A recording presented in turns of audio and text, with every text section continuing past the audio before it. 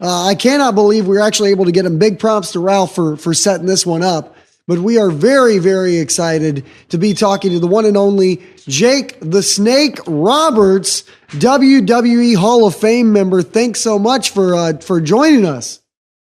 No problem, man. It's kind of fun to stay in touch. Yeah. So I guess the first thing I wanted to see real quick, I'm curious, are you still, I know you had been retired, have gone back a few times. Are you currently retired? Are you wrestling anymore? What are you up to these days? Well, I'm not wrestling anymore, that's for sure. You know, I'm 61 years old, and, you know, I did my time, and I enjoyed every minute of it. And, yeah, I miss it terribly. And, you know, that's just what life is. You got to keep moving. You got to keep rolling. You got to find something else that keeps you happy. And now I've found something else. We go out and tell road stories and locker room antics and stuff that happened behind the scenes that people never hear. And it's quite hilarious, you know, because these stories are pretty wild, and you get to see just what kind of stuff we were up to behind the scenes. You know, whether it be in a locker room or in a bar or strip joint or in the ring or whatever. There was always something going on. Anytime you put a bunch of athletes together, the practical jokes are going to fly. And the only thing is, our jokes weren't too practical. They were pretty far out there sometimes, and hilariously funny, and pretty much on the edge, raw. Definitely not for the young at heart. Not the young, period. Young at heart's okay. But no, we're touring now. I tour with another guy by the name of Alex Ansel, called himself Kool-Aid. I met him a little over a year ago. When I met him, he weighed 550 pounds, and my concern was him living. You know? Wow. Holy moly. It's just not healthy. And up to date now, he's lost about 170 pounds, man. You know, I'm really proud of him. I had him move in with me, and got him doing juicing and DDP yoga and going to the gym, walking. There you go. Well, one of the things trying to give it back, man. Yeah, one of the things I noticed, and I think is amazing about wrestlers in the podcast community, there's like two forms of like very popular podcasts. There's like the comedians, stand-up comics all have one. It's very popular on iTunes. But then there's this whole world of wrestlers who are dominating the podcast scene as well, telling stories like what you're doing.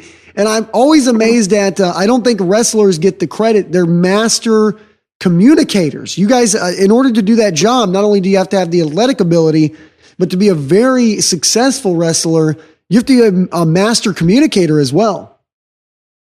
Yeah, you gotta know the rhythm. You gotta know how to put it out there and make it interesting, and you gotta play your hooks and set people up for punchlines and things. You know, that's all part of telling and doing an interview, as far as I'm concerned. To me, it's just sitting around telling jokes and stuff. There was certainly a lot of that going on back in the day in the locker rooms and stuff, and I picked up on it. And, you know, because I wrestled for 37 years, I got a lot of material to work with.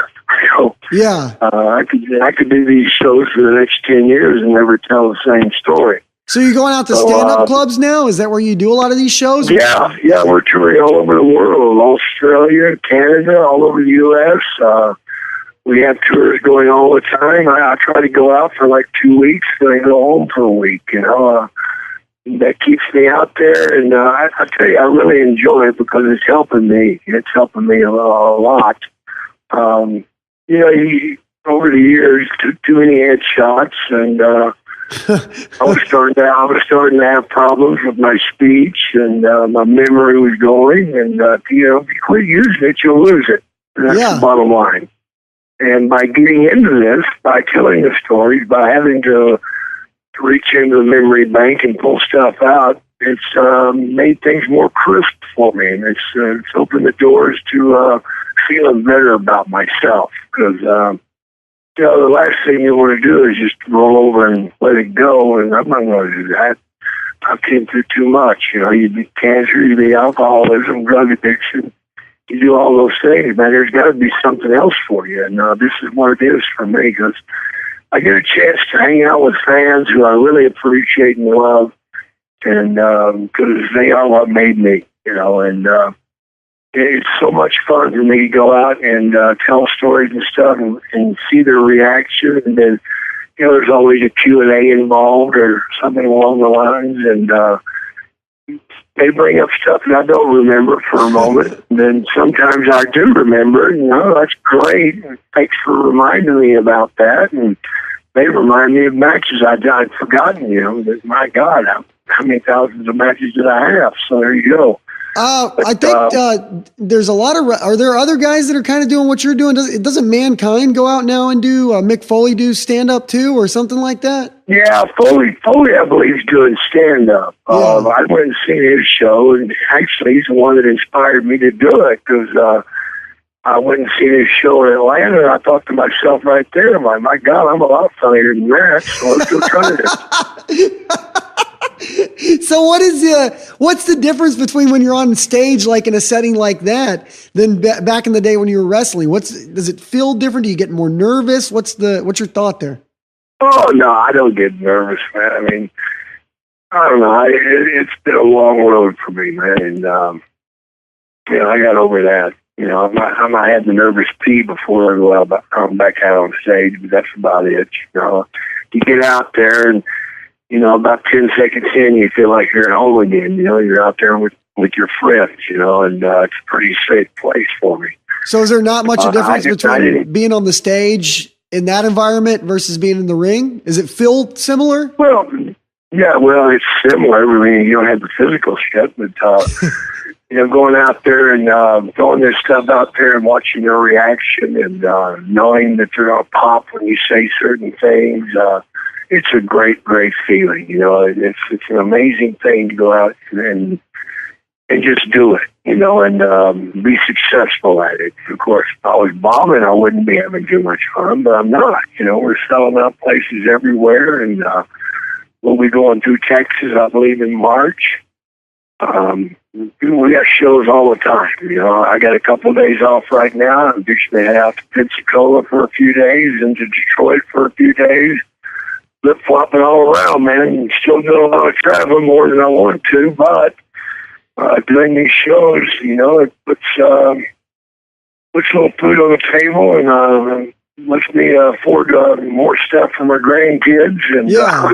Have you being in live performance? Being in live performance, though, you said have you? Because usually at least once. Have you gone up and just bombed one night? Have you shit the bed once, or has it all been smooth sailing? No, it's been pretty smooth for me. No problem. I got too many flavors, I'm like Baskin and Robbins, but I got a flavor for everybody, and sooner or later I'll hit what they need, and I'm confident in what I do. It's interesting. It's interesting that you were able to find a second act, because a lot of people have that hard time turning the page, finding the next thing. Yeah, they do. Especially you see in wrestling, it seems like a lot of wrestlers really. It's like hard to get out of the ring. I assume it's some kind of addiction or some kind of high, something you only get when you're in the ring. Do you think that's what it is, or? Absolutely, man. You get that adrenaline rush by performing, and it's very, very hard to make the transition. It's to leave something that you've committed yourself for so many years, like myself, 37 years, and then all of a sudden you're not doing it anymore. But for me, it was, I had to get out, because not only was I hurting myself physically and mentally, it just wasn't a healthy place for me to be. Just the environment. A lot of bad memories, and a lot of bad things happened. I don't need to go back there. I paid the price. I did my suffering. I put my family through a lot, with the alcoholism, the drug addiction. Wrestling didn't do that to me. I did that to me. So, I'm out here now. I'm enjoying myself, trying to help other people get off the booze and get off the drugs. Every time at a show, I encourage people, if you are struggling, come talk to me after the show. And I mean that. I mean that sincerely. That's the reason I helped Alex. I've seen a guy that was suffering, very, very talented, yet you know, if he kept going the road he was going, man, he wouldn't have lasted 2 or 3 more years. He'd have been dead. Yeah. Oh, and to reach out and help somebody, man, you talk about a good high. Reach out and help somebody. I encourage everybody out there. Try to do something different. Help somebody else instead of yourself. Yeah, definitely. And you'd be surprised how much that helps you, though. Well, I think that was a cool thing that they did when the Netflix show with DDP and you. It was like it was really cool because it is that kind of idea of like, in a lot of ways, he did a lot of really good things for you. You know, he really, you know, was there for you. And it was a very positive show. Whereas I always thought what they did was a little bit of spin, because the first time I saw you in a documentary was that Beyond the Mat thing. But that's kind of seemed like it was, it seemed like it was spun or edited in a certain way, you know?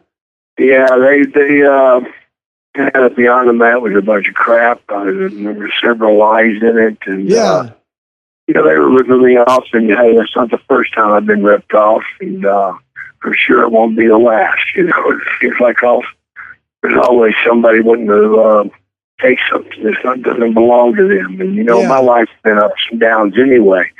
But I'm not ashamed of what I've been through, and I'm very grateful for DDP helping me and DDP Yoga. Yeah. It's an awesome tool. People need to get out there and grab a hold of if you get a chance. But for me, my days are beautiful. My family's doing great. The grandkids are beautiful. And I just can't wait to get back out there and do something else and see some more smiles, man. So with that, I'm going to let you go. I appreciate you having me on. Hey, thanks so much. We appreciate it, Jake. All right, guys. Take care and keep an eye out for me on when do you roll through Texas? Twitter. We got some Texas listeners. When do you roll through Texas? We're going through in March. Just look me up on Twitter and Facebook, man. There you go. See where I'm heading. I know I'm going to Corpus Christi, around Houston, too, and up through Dallas, San Antonio, El Paso, you know. Good stuff. So check him out. Check him out on Del Rio, and just everywhere. Just keep your eyes open. Here I come. Talk to you later. Bye-bye. There it is.